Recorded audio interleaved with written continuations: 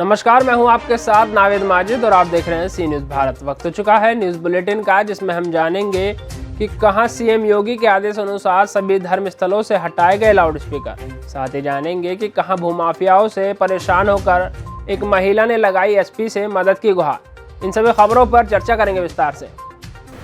भदोही पहुंचा मुख्यमंत्री योगी आदित्यनाथ का आदेश, सभी धर्मस्थलों से हटाए जा रहे हैं लाउड स्पीकर। अपर पुलिस अधीक्षक राजेश भारती के निर्देश पर विभिन्न जगहों पर हो रही है कार्रवाई। सराय छत्रसा बनकट मंदिर पर थाना सुरियावा द्वारा हटाया जा रहा है लाउड स्पीकर। दोनों धर्मों के लोग स्वेच्छा से उतार रहे हैं लाउड स्पीकर। भदोही कस्बा प्रवीण ओझा ने भी मस्जिदों पर से उतरवाए लाउड स्पीकर।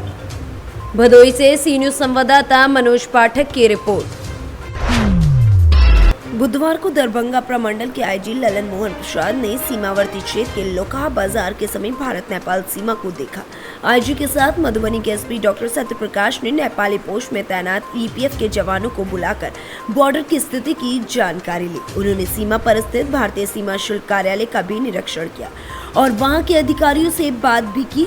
नोमैस लैंड के समीप पत्रकारों को संबोधित करते हुए आईजी प्रसाद ने कहा कि वे जब मधुबनी आते हैं तो खासकर बॉर्डर को जरूर देखने जाते हैं। उन्होंने आगे कहा कि लगातार ड्रोन की मदद से शराब के धंधे में लिप्त तस्कर एवं धंधेबाज को पकड़ा जा रहा है। तस्करी से संबंधित मामले को लेकर नेपाल के व्यापारियों को बुलाकर उनके सामने और उनके सामानों का नाम पूछा और भारत में उपलब्ध सामानों के दामों की भी जानकारी ली जा रही है।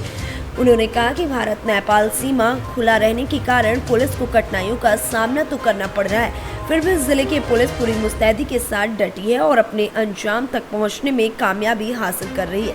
साथ में SDPO Prabhat Kumar Sharma, circle inspector Rajesh Kumar तथा थाना अध्यक्ष संतोष कुमार मंडल भी उपस्थित रहे। यही देखने के लिए हम आए थे कि किस टाइप से यहाँ पर फंक्शनिंग है दोनों साइड का। तो वहाँ पर भी देखे कि पोस्ट है, नेपाली पोस्ट है और इस साइड में हमारा पोस्ट है इंडिया का। सर अचानक सर कहा ना? अचानक नहीं था, क्योंकि हमको थाने का इंस्पेक्शन करना था। यहाँ से बॉर्डर को देख लिया गया। पिछले बार जयनगर बॉर्डर को देखे थे। जब भी आते हैं मधुबनी और मधुबनी से जब कुछ प्रोग्राम रहता है तो कोई थाने का इंस्पेक्शन हुआ या शराबबंदी से संबंधित कुछ हुआ तो कोई ना कोई हम बॉर्डर को विजिट करते हैं। क्या लगता है सर चूँकि यहाँ पे सर डबल लेयर प्रोटेक्शन है सर, एसएसबी भी है और लोकल पुलिस भी सभी बॉर्डर पे रहती है, ओपन स्पेस बॉर्डर है सर, तो क्या कहेंगे? चूँकि जैसे सर अभी बिहार में सर शराब बनती है तो नेपाल बॉर्डर से कितना सर इसका चांसेस रहता है कि इस तरह का चीज़ों का? अभी तो बहुत चेक हुआ है। जी बहुत चेक हुआ है, लेकिन ओपन बॉर्डर होने से कहीं से तो घुस सकता है, इसकी संभावना तो बनी हुई है। लेकिन विगत जब हम लोग ड्रोन वगैरह का भी इस्तेमाल किए, काफ़ी मुस्तैदी के साथ बॉर्डर सिक्योरिटी वाले लोग भी कर रहे हैं, तो डिस्ट्रिक्ट पुलिस भी कर रही है, काफ़ी ध्यान है, तो कमी आई है। और धन्यवाद। क्योंकि हम लोग नोमैंस लैंड के बीच में खड़े हैं। नहीं, नोमैंस लैंड नहीं सर, विगत कुछ दिन पहले जब पैमाइश हुई थी तो वहाँ पर गया था, वहाँ पर चूँकि वहाँ शेड बना हुआ है। मधुबनी से सी न्यूज़ संवाददाता इजहार की रिपोर्ट। प्रदेश युवा जेडीयू के अध्यक्ष दिव्यांशु भारद्वाज एक दिन के दौरे पर मोतिहारी पहुंचे। वहीं शहर के नगर भवन में आयोजित युवा संवाद कार्यक्रम में उन्होंने हिस्सा लिया। इस कार्यक्रम का उद्घाटन दीप प्रज्वलित कर किया गया। उद्घाटन के बाद दिव्यांशु भारद्वाज ने उपस्थित पार्टी कार्यकर्ताओं से अधिक युवाओं को जोड़ने का आह्वान किया। इस मौके पर केसरिया की जेडीयू विधायक शालिनी मिश्रा, जिला जेडीयू अध्यक्ष रतन पटेल, पूर्व एमएलसी सतीश कुमार, युवा नेता विशाल शाह और मासूम खान समेत कई पार्टी नेता उपस्थित रहे। सभी नेताओं ने अपने युवा प्रदेश अध्यक्ष का भव्य स्वागत किया। वहीं युवा संवाद कार्यक्रम में भाग लेने के बाद पत्रकारों से बात करते हुए प्रदेश युवा अध्यक्ष दिव्यांशु भारद्वाज ने कहा कि जेडीयू ऐसी पार्टी है जिसमें परिवारवाद नहीं है और युवाओं की बातें जेडीयू में सुनी जाती है। दिव्यांशु भारद्वाज ने बताया कि युवा आने वाले चुनाव से पहले अपनी पार्टी का बूथ स्तर तक मजबूत करने का कार्य कर रहे हैं। वहीं रजत में हुए युवा नेता के साथ मारपीट पर उन्होंने अपनी प्रतिक्रिया देते हुए कहा कि रजत के करनी व कतनी में काफ़ी अंतर है, क्योंकि सिर्फ वहां कहा जाता है कि रजत समाजवाद की पार्टी है, लेकिन जो घटनाएं मीडिया के माध्यम से सामने आई है वो सबके सामने है। ऐसे में युवाओं को चिंतन करने की ज़रूरत है कि उनको कहां सम्मान मिलने वाला है। हालांकि जेडीयू में कभी किसी को ना तो बंद कमरे में पिटाई की जाती और ना ही किसी के साथ दुर्व्यवहार किया जाता है। सबसे ज्यादा सम्मान अगर कहीं मिलता है तो वो जेडीयू में ही मिलता है। ताकत दिया और उससे देखिए कितने बड़े पैमाने पर नौजवान पढ़ लिख कर अपने पंचायत और गाँव की सेवा करने के लिए पिछले पंचायत चुनाव में सक्रिय दिखाई दिए हैं पूरे प्रदेश में। उन सभी लोगों को हम लोग साथ में जोड़ करके एक मजबूत और सशक्त संगठन पूरे बिहार में तैयार करेंगे और निश्चित तौर पर हमारी पार्टी युवाओं को तरजीह देती रही है और आगे भी निश्चित तौर पर देगी।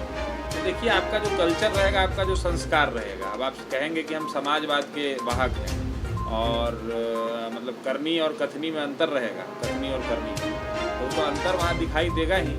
अब वो पार्टी का वही कल्चर है, उसमें क्या करिएगा। अब कितना भी तोपिएगा, चीज़ों को छुपाइएगा तो चीज़ें सामने निकल करके आ ही जाती हैं। इसमें हमको क्या कमेंट करने की आवश्यकता है, सब कुछ मीडिया के माध्यम से पूरा बिहार देख रहा है क्या हो रहा है वहाँ पे। आपके तरफ से कुछ नसीहत? नहीं, हम लोग क्या, इनका आंतरिक मामला है, वो लोग समझेंगे। जो लोग वैसे विचारधारा से प्रोत्साहित होते हैं और जो लोग अपना वहाँ भविष्य देखते हैं, वैसे लोगों को चिंतन करने की आवश्यकता है कि उस जगह पर वही तो हम बता रहे हैं कि अगर नौजवानों युवाओं के लिए सबसे सेफ, कभी सुना आपने जनता दल यूनाइटेड में कि किसी को कार्यालय में बंद करके पीटा गया, किसी को गाली दिया गया, अपने प्रदेश अध्यक्ष को गाली दिया गया। हमारे यहाँ तो कल्चर है भाई, अनुशासन का कल्चर है, हमारे यहाँ सिस्टम बना हुआ है, हमारे यहाँ इस तरह की, हमारे यहाँ समाजवाद के नाम पर सही धारा में चलने वाली कोई पार्टी इस देश में बची हुई तो जनता दल यूनाइटेड। वैसे लोग जो त्रस्त हैं वहाँ से, देखिए पॉलिटिकल पार्टी में तो सब तरह के लोग आते जाते रहते हैं, जिसको जहाँ सहूलियत होता है उस हिसाब से राजनीति करते हैं। ये तो पार्टी के, हम लोगों के सामने वैसा कुछ होगा तो हम लोग विचार करेंगे।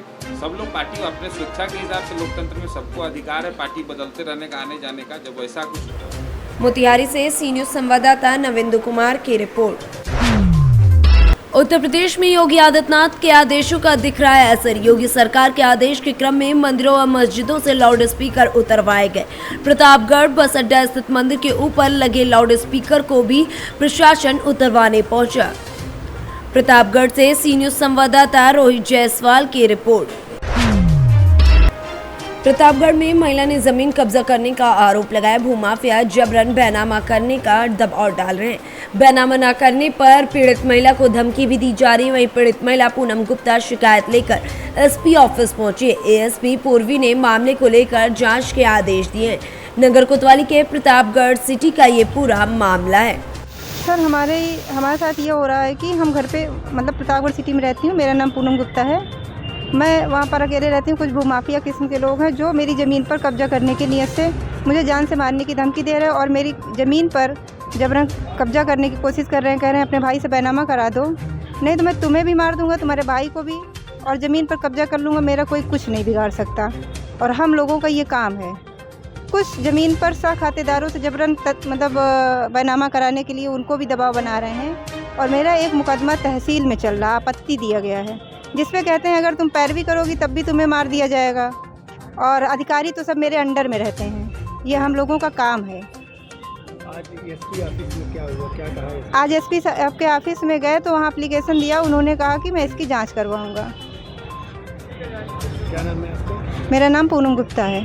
जो विपक्षी है कौन है? वो कटरा मेदिनीगंज चौराहा से आशीष मोदनवाल हैं, सादाब कसाई हैं, उस्मान हैं और उनके अन्य साथी हैं। एक राकेश कसौंधन है, प्रतापगढ़ सिटी से ही सब हैं।